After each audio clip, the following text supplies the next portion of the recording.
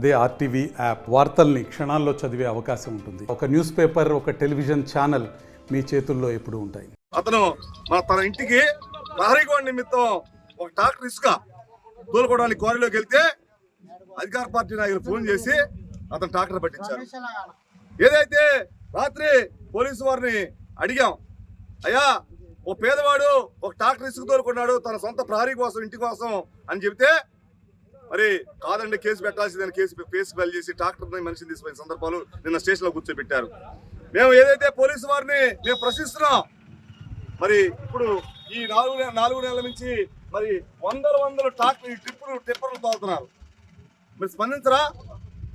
సంబంధిత పోలీసు వారిని మేము ప్రశ్నిస్తున్నాం.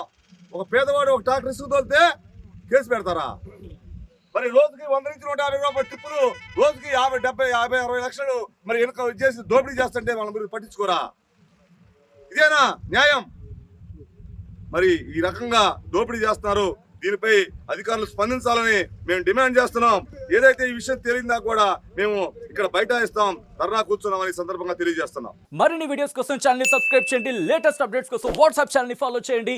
అండ్ లింక్ డిస్క్రిప్షన్ లో ఉంది.